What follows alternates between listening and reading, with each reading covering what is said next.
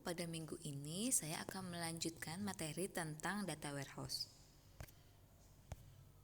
Jadi apa pengertian dari data warehouse? Data warehouse ini merupakan sebuah proses transformasi data ke dalam sebuah informasi dan membuat informasi ini dapat diakses oleh penggunanya tepat waktu untuk membuat perubahan-perubahan.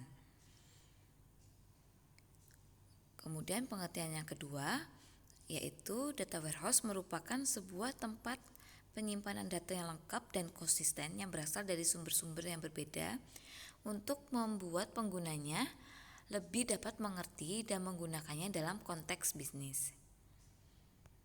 Kemudian pengertian yang ketiga, data warehouse ini merupakan suatu konsep dan kombinasi teknologi yang memfasilitasi organisasi untuk mengelola dan memelihara data historis yang diperoleh dari sistem atau aplikasi operasional. Pada minggu yang lalu kita telah mempelajari tentang basis data. Jadi apa perbedaan antara basis data dengan data warehouse?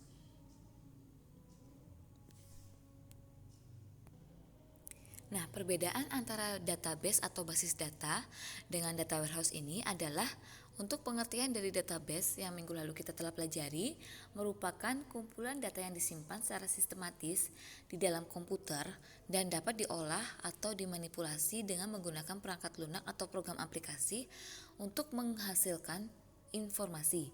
Jadi kata kuncinya ini adalah untuk menghasilkan informasi. Sedangkan untuk data warehouse ini, dia merupakan kumpulan data dari berbagai sumber yang disimpan dalam suatu gudang data dalam kapasitas yang besar tentunya dan digunakan untuk proses pengambilan keputusan. Jadi penggunaannya ini adalah untuk proses pengambilan keputusan. Kemudian fungsi dari data warehouse ini adalah sangat penting. Untuk apa saja fungsi dari data warehouse ini? Dia ada 5 untuk fungsinya. Kita bahas satu persatu untuk fungsinya. Yang pertama itu adalah membantu dalam mengambil keputusan.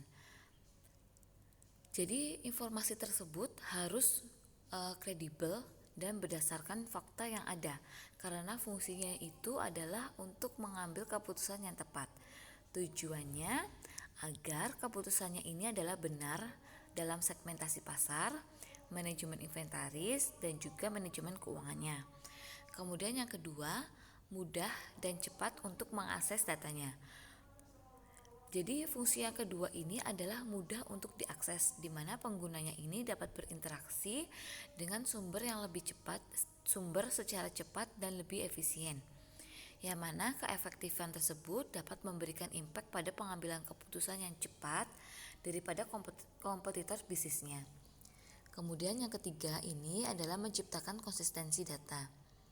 Nah, dikarenakan data warehouse ini merupakan sistem yang dapat mengumpulkan berbagai informasi dari platform yang berbeda sehingga dapat diubah menjadi format yang tunggal agar dapat digunakan dengan baik.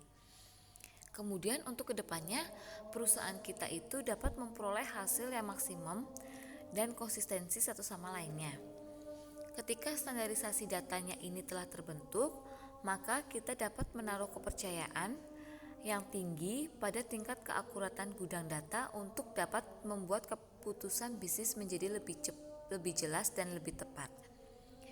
Kemudian yang keempat juga bisa menghasilkan ROI yang optimal. ROI ini adalah Return of Investment. Pengertian dari ROI adalah tingkat rasio antara jumlah laba bersih dan biaya investasi yang dihasilkan dari beberapa investasi pada sumber daya yang ada. Jadi jika kita hubungkan dengan data warehouse itu sendiri, memiliki fungsi khusus untuk memberikan pengembalian investasi lebih menguntungkan. Kemudian yang kelima, menyediakan historical intelligence. Fungsi yang terakhir ini, dia sebagai penyedia mayoritas historical data agar kita dapat menganalisa setiap periode atau tren pada waktu yang berbeda untuk dapat membuat prediksi bisnis atau forecasting di masa yang akan datang. Kemudian tujuan dari data warehousing ini adalah meningkatkan kualitas dan akurasi informasi bisnis dan mengirimkan informasi ke pemakai dalam bentuk yang lebih dimengerti dan dapat diakses dengan mudah. Nah, keuntungan dari data warehouse ini ada 3. Untuk keuntungannya apa saja? Yang pertama adalah potensial high return investment. Jadi potensi pengembalian investasinya ini yang tinggi. Nah, suatu organisasi harus menjalankan sejumlah besar sumber daya untuk memastikan kesuksesan implementasi dari data warehouse dengan biaya yang sangat variatif. Nilai investasi ini yang ditanamkan menjadi lebih cepat kembali dengan menggunakan data warehouse. Kemudian yang kedua, competitive advantage. Keuntungan kompetitif ini dia dapat dicapai dengan memungkinkannya akses pengambilan keputusan ke data yang sebelumnya sangat tidak mungkin. Kemudian yang ketiga, increase productivity of corporate decision makers. Jadi data warehouse ini dapat meningkatkan produktivitas pengambilan keputusan dengan membangun database terintegrasi yang konsisten. Kemudian dia berorientasi kepada subjek dan data historinya. Nah, dengan memindahkan data ke dalam bentuk yang lebih berarti, data warehouse ini memungkinkan manajer bisnis untuk menampilkan analisa yang lebih substantif, akurat, dan konsisten. Kemudian untuk komponen data warehouse ini ada 5. Untuk komponen dari data warehouse, yang pertama itu adalah gudang. Jadi gudang ini adalah komponen yang pertama atau tempat penyimpanan dari data tersebut. Bentuknya pun dia bisa berbeda-beda disesuaikan dengan apa yang kita butuhkan. Misalkan contohnya data warehouse appliance, kemudian analytic, kemudian cold host, dan typical relational database. Kemudian yang kedua ada manajemen gudang data. Nah, peran dari manajemen gudang data ini dia sangat kompleks, di mana harus ada pihak yang mampu untuk mengelola gudang data dengan baik. Nah, hal ini dia juga harus diperhatikan dalam pengelola gudang data, antara lain seperti segi keamanan, kemudian perubahan datanya, pemilihan prioritas tugas, serta mengelola backup dan recovery apabila terjadi sesuatu yang dianggap mendadak. Kemudian ada metadata. Metadata ini yaitu sebuah keterangan singkat dalam data tersebut.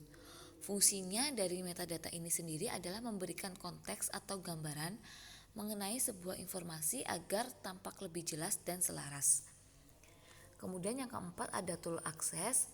Di sini terdapat beberapa tools yang dapat kita manfaatkan untuk mendukung strategi bisnis kita menggunakan data warehouse. Yang pertama, kita dapat menggunakan konsep data mining dan OLAP. Jadi untuk data mining itu apa? Data mining itu adalah suatu istilah yang digunakan untuk menemukan pengetahuan yang tersembunyi di dalam database. Nah, data mining ini merupakan proses semi otomatik yang menggunakan teknik statistik, matematika, kemudian kecerdasan buatan dan mesin learning untuk mengekstraksi dan mengidentifikasi informasi pengetahuan potensial yang berguna, yang bermanfaat dan disimpan di dalam database yang besar. Kemudian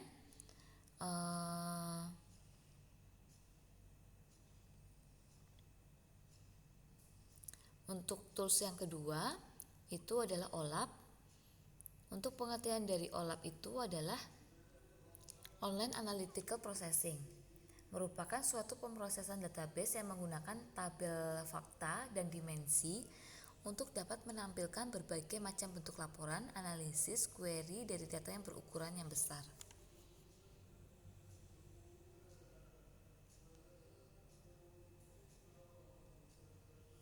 Nah, kemudian kemudian kita juga dapat menggunakan query reporting atau mengembangkan tools analitik itu sendiri apabila kita memiliki tim developer atau pengembang aplikasi. Kemudian yang kelima adalah tools ETL. ETL itu adalah extract, transform, dan load, yang berarti sebuah proses pengambilan datanya nanti dapat dimodifikasi formatnya. Dan pada akhirnya deretan informasi tersebut akan dimasukkan ke dalam data warehouse. Nah, tools tersebut itu nantinya akan mempengaruhi waktu, metode, dan tipe modifikasi dari data tersebut.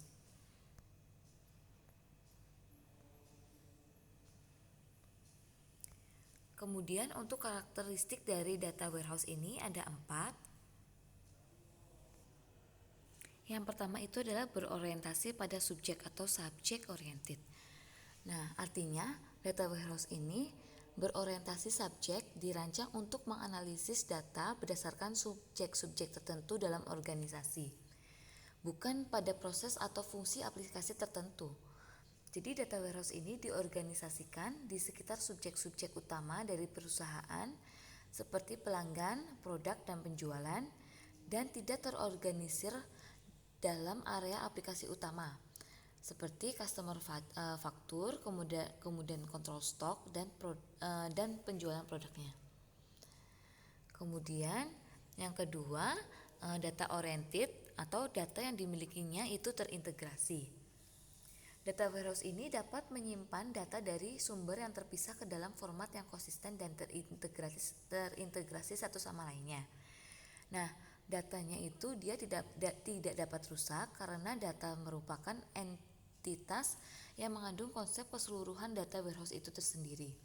Jadi syarat integrasi sumber datanya dapat dipenuhi dengan berbagai cara yang konsisten dalam penamaan variabel, konsisten dalam variabel ukuran, konsisten dalam codingnya, dan struktur yang konsisten dalam atribut fisik dari datanya tersebut. Kemudian untuk contoh lingkungan operasionalnya ada banyak aplikasi juga yang dapat dilakukan oleh pengembang yang berbeda. Nah, oleh karena itu mungkin dalam aplikasi ini terdapat variabel yang memiliki tujuan yang sama tetapi nama dan formatnya itu dia berbeda. Untuk variabel ini dia harus dikonversi ke nama yang sama dan format yang telah disepakati. Dengan demikian tidak ada kebingungan karena perbedaan nama, format, dan sebagainya. Kemudian datanya itu dapat dikategorikan sebagai data yang terintegrasi karena kekonsistensinya. Kemudian yang ketiga dibuat dalam rentang waktu tertentu atau timeline. Nah, di sini semua data dalam data warehouse dapat dikatakan akurat dan valid pada rentang waktu tertentu. Untuk melihat internal waktu yang digunakan untuk mengukur keakuratan data warehouse, itu kita bisa menggunakan cara yang pertama. Cara termudah itu adalah untuk menyajikan data warehouse pada rentang waktu tertentu, misalnya 5-10 tahun ke depan. Nah, untuk cara yang kedua, menggunakan variasi perbedaan waktu atau disajikan dalam data warehouse adalah baik secara implisit maupun secara eksplisit. Nah, eksplisit dengan unsur waktu dalam sehari, seminggu, sebulan, dan sebagainya. Nah, secara implisit misalnya saat data diduplikasi pada setiap akhir bulan atau secara kuartal. Nah, unsur waktunya ini dia akan tetap tersirat dalam data. Kemudian untuk cara yang ketiga, variasi waktu dari data warehouse yang disajikan melalui serangkaian foto-foto yang lama. Kemudian yang keempat, ini adalah data yang disimpan bersifat tetap atau non-volatil. Karakteristik yang keempat ini artinya data dalam gudang data ini tidak dapat diperbaharui secara real time, tetapi dalam refresh sistem operasi secara teratur. Nah, datanya itu data baru yang ditambahkan sebagai suplemen untuk database itu sendiri, bukan sebagai perubahan. Jadi tidak dapat dirubah.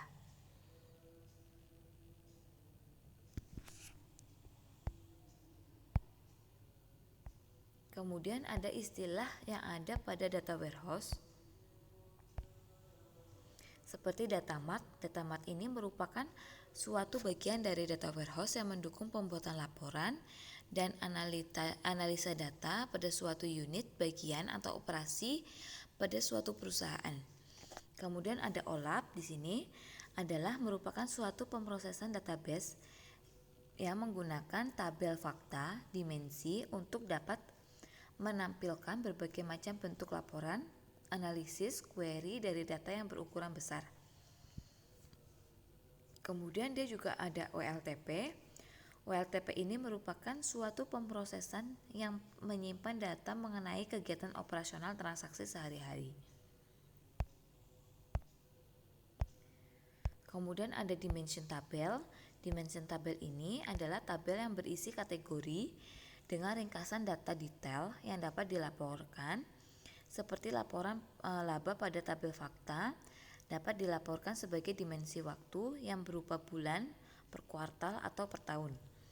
Kemudian ada fact tabel, merupakan tabel yang umumnya mengandung angka dan data histori di mana kunci yang dihasilkan sangat unik karena kunci tersebut itu terdiri dari kunci asing atau foreign kunci yang merupakan primary key atau kunci utama dari beberapa dimension tabel yang berhubungan. Kemudian ada DSS, merupakan sistem yang menyediakan informasi kepada pengguna yang menjelaskan bagaimana sistem ini dapat dianalisa situasinya dan mendukung suatu keputusan yang baik. Nah, di sini untuk gambarannya ada sebuah macam data, kemudian dia diproses ETL, ekstraksi, transformasi, dan loading. Kemudian menghasilkan data warehouse. Di sini data warehouse itu ada metadata, kemudian summary data dan raw data. Nah, kemudian di sini dapat diolah, OLAP analisis, kemudian reporting dan data mining.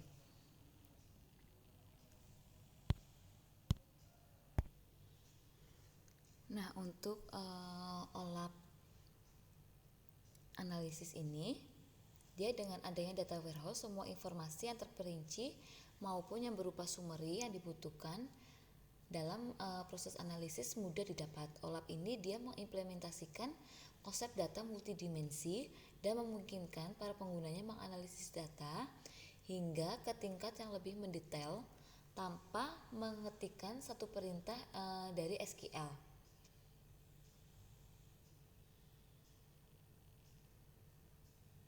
Nah, hal ini dia memungkinkan karena pada konsep multidimensi data yang berupa fakta yang sama bisa dilihat dengan menggunakan fungsi yang berbeda.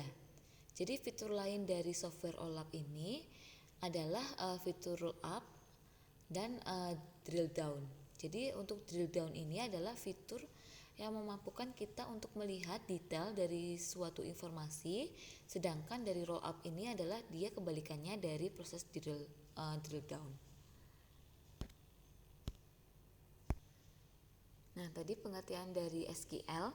SQL ini merupakan bahasa query yang digunakan untuk mengambil informasi dari database-nya tersebut. Kemudian data warehouse ini dia dapat dimanfaatkan untuk membuat laporan atau reporting, mulai dari laporan harian, mingguan, bulanan, tahunan, bahkan laporan untuk jangka waktu yang dapat kita sesuaikan dengan apa yang kita inginkan. Kemudian untuk data mining, di sini data mining merupakan proses untuk menggali atau mining pengetahuan dan informasi baru dari data yang berjumlah banyak pada data warehouse dengan menggunakan kecerdasan buatan atau artificial intelligence, kemudian ilmu statistik dan matematika. Nah, data mining ini merupakan teknologi yang diharapkan dapat menjembatani komunikasi antara data dan penggunanya. Jadi beberapa yang dapat dilakukan oleh data mining itu adalah yang pertama bisa menebak data target pasar. Nah, data mining dapat dilakukan untuk mengelompokkan atau clustering model-model pelanggan dan melakukan klasifikasi terhadap setiap pelanggan sesuai dengan karakteristik yang kita inginkan. Kemudian memprediksi penjualan. Data mining itu juga dapat digunakan untuk melihat pola pembelian dari waktu ke waktu. Kemudian melakukan cross market analysis. Data mining ini dia dapat dimanfaatkan untuk melihat hubungan antar berbagai produknya. Kemudian melihat profil pelanggan. Jadi dia juga bisa membantu pengguna untuk melihat profil pelanggan sehingga dapat diketahui bagaimana kecenderungan dari segmen pelanggan tertentu terhadap berbagai produknya. Kemudian dia juga dapat membuat ringkasan laporan. Nah, data mining ini dia dapat digunakan untuk membuat ringkasan laporan yang bersifat multidimensi dan dilengkapi dengan informasi statistik lainnya.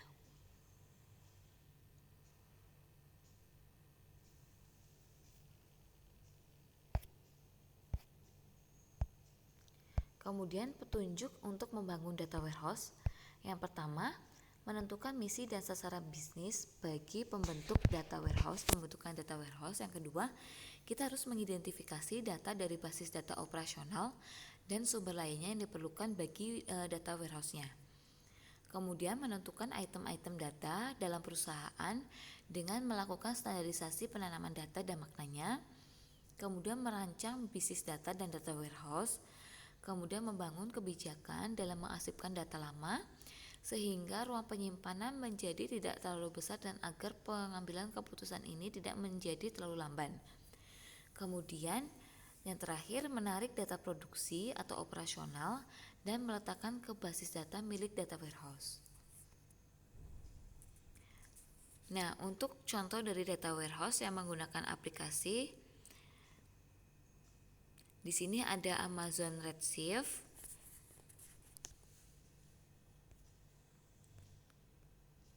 kemudian ada Panoply. Nah, untuk Amazon Redshift ini dia merupakan salah satu service yang disediakan oleh perusahaan marketplace terbesar yaitu Amazon.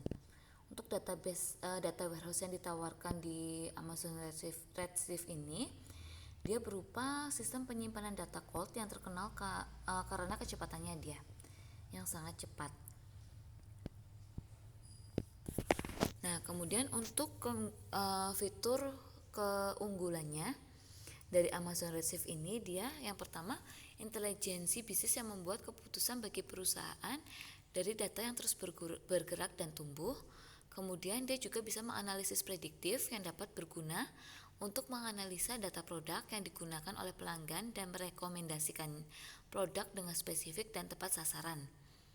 Kemudian analitik alirannya dia real time yang mampu memberikan data secara real time, memberikan data yang benar-benar baru untuk proses bisnis yang kita inginkan.